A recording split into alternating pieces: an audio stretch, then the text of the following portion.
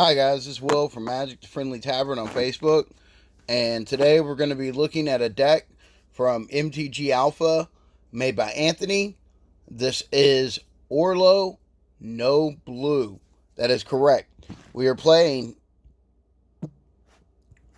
Oloro the Aesthetic, but we aren't playing anything blue besides Oloro the Aesthetic. Now there is blue mana in this deck to cast Oloro Aesthetic, and that's fine, but all the other cards in the deck are black and white only. So let's begin. How does this deck look to win? Well, first of all, this deck, it has several combo pieces to put together to put Sanguine Bond like style combo together. These include, but not limited to, the actual Sanguine Bond. Whenever you gain life, an opponent loses that much life. And then you pair it with Exquisite Blood, which says whenever an opponent loses life, you gain that much life, which will create an infinite loop of your opponent losing life and you gaining life until your opponents are all drained out at the table and you win the game. Now, there are several redundant pieces to this combo, such as Veto, the Thorn of the Dusk Rose. Whenever you gain life, target opponent loses that much life. But it's a lot cheaper. It's on a stick, and it replaces one of your combo pieces. Also, is one of... I apologize. This, the Scope of Guild Mage. Whenever you gain life this turn, each opponent loses that much life. Same thing. It's a second ability on the mage. You have to pay 3 for it, so it's 5 altogether if you want it to come down and then have to pay for it in the same turn. But it does exactly what you want it to do. It can also give target creature lifelink until end of turn, so that's not bad.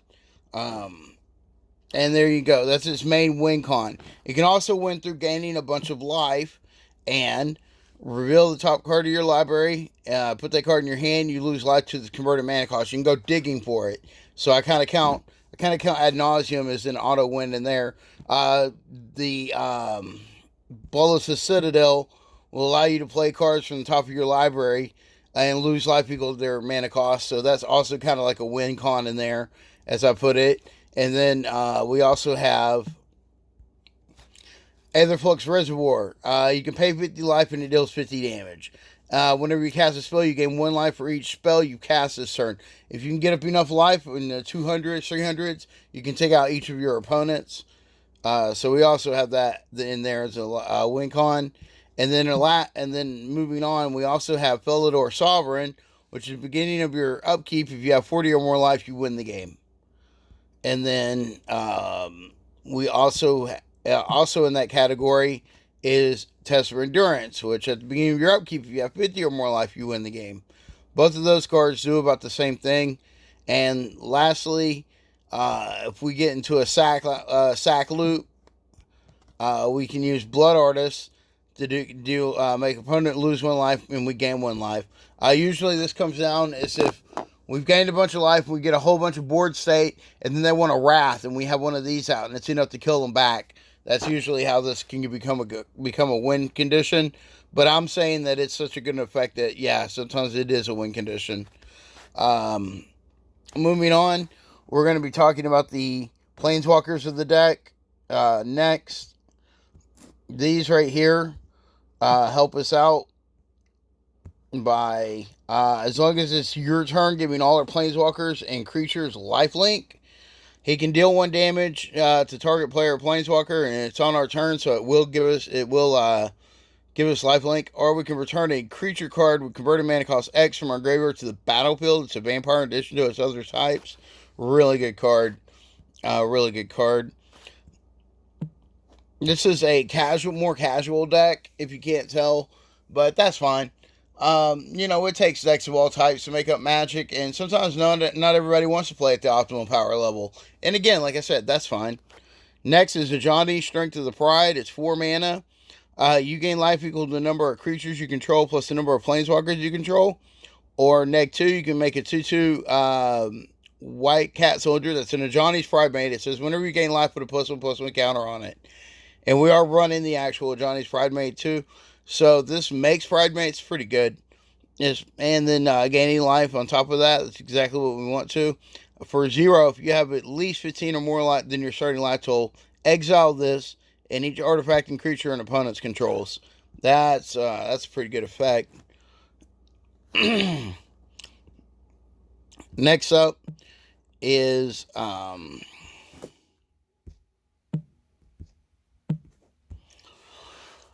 good old Soren the Grim Nemesis. 6 mana for 6 loyalty. Reveal the top card of your library. Put that card into your hand, and each opponent loses life equal to converted mana cost.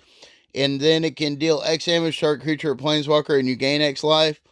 Or for -9, you can put a number of 1/1 black vampire knight creature tokens into play with lifelink onto the battlefield, equal to the highest life total among all players. So that's a pretty good payoff if you're doing really well on life. Next, you might want to know how we're getting there, and is it through creatures and such, but we also have a whole bunch of taxing effects that we're going to go over. So let's look at those. So first up is the Story of the Consoles, which say creatures your opponents control enter battlefield tap. Whenever a creature enters the battlefield under your opponent's control, you gain 1 life. Oh, that allows us to lock down our creatures coming into play, so we're not hasted out or done in by a whole bunch of damage. Really helps. And then creatures can't attack us or planeswalker we control unless they pay 1 Phyrexian white or 2 life for each of those creatures. So if they want to attack in with 5 1/1s, well, they're going to have to pay 10 life for that. And this will come down at 3 drop or a 5 drop. It's 2 white or 2 Phyrexian mana and a 3. So we're going to have to either pay 3 and 4 life, or we're going to have to pay 5 or any combination thereof to get this down. Norin's Annex, pretty good. And what we're trying to do, this is another effect similar to that. This is Crime of the Ravens, Revenge of the Ravens. Wherever a creature attacks you or a planeswalker you control, that creature's controller loses 1 life and you gain 1 life. So it's a drain effect. Then there's good old Smothering Tide that says whenever an opponent draws a card, that player may pay 2. If they don't, we put a artifact token into play that sacks for any color mana. So this is really good for us. It's another way to keep our opponents from trying to overdraw and stuff. It taxes our opponent, slows them down. We have some creatures of the same effect that do similar things. But next up is a utility card, Phyrexian Arena. It's an enchantment. At the beginning of the upkeep, you draw a card and lose 1 life, which is fine. That's what we're looking for, a little bit more card draw in there. Speaking of card draw, we also have another utility card, but this one cares about us gaining life. So whenever you gain life, you may put 1 in a white. If you do, put a +1/+1 on target creature for each 1 life you gained. Okay, this one I thought was the draw card one. There's a card similar to this that draws you cards. This one puts counters on your creatures, which is fine. This one doubles the amount of life we would gain. If you would gain life, gain twice that much life instead. It's Boon Reflection. So we're good in a life gain deck. So if Oloro is counting down every turn, like he does, to even if he's in our command zone, we're gaining 2 life. If he's out on the field, we're gaining 2 life. And when we gain life, we can pay 1. If we do, we draw a card. And each opponent loses a life. In case I didn't go over what he did, which I don't think I did. That's why he's still up on the board. This next piece of utility. As we begin our end step, if we gain 4 more life this turn, we put a 4/4 white angel creature token in the field that can give us creatures for the life we gain. And if you can't tell in this game, this is a very heavy life gain deck. Then we're going to move this card up next, and we're going to take a look. It is Cosmos Elixir, 4 mana. At the beginning of your end step, draw a card if your life total is greater than your starting life total. Otherwise, you gain 2 life. That's good. That's some extra card draw or life gain, either or, depending on which one we need. Next, we're going to look at Hammer's Archive. If you would gain life, gain twice as much life instead. If you would draw a card, except the first one you draw this card, draw 2 cards instead. That doubles everything we want it to double. Here we have a Chalice.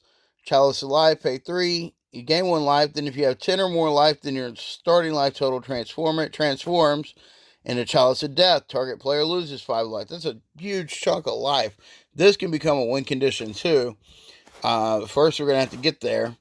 Next, we have Book of Exalted Deeds. Now, he's not running Faceless Haven in here, so don't worry. There is no combo. But at the beginning of your end step, if you gain 3 or more life this turn, create a 3/3 angel and put it in play. You can tap it to put a Enlighten counter on an angel, and it has you can't lose the game and your opponents can't win the game. You can only activate this as a sorcery. Then next up we have, this is Anguish of Making. Exile target non-land permanent, you lose 3 life. It's a piece of removal there. And this is our removal pile right here. Next we have Damn. This is destroy target creature. A creature will be destroyed this way, can't be regenerated. Overload means it will destroy all creatures. They can't be regenerated this way. This is either a single targeted removal or a wrath, and it's really, really good. Next we have Vindicate.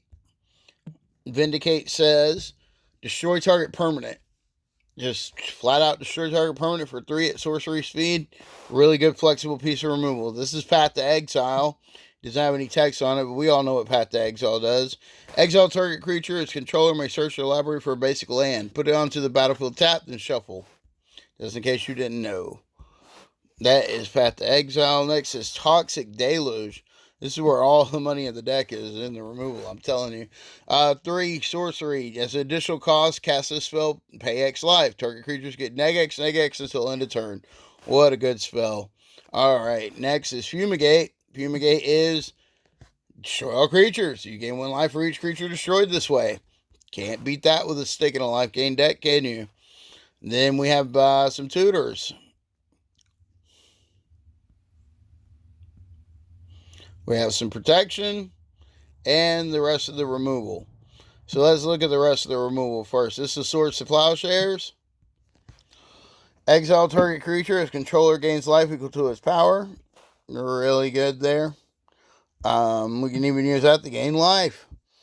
Return target creature card would convert a mana cost 3 or less from your graveyard to the battlefield, or double your life total. Target opponent loses half their life, rounded up.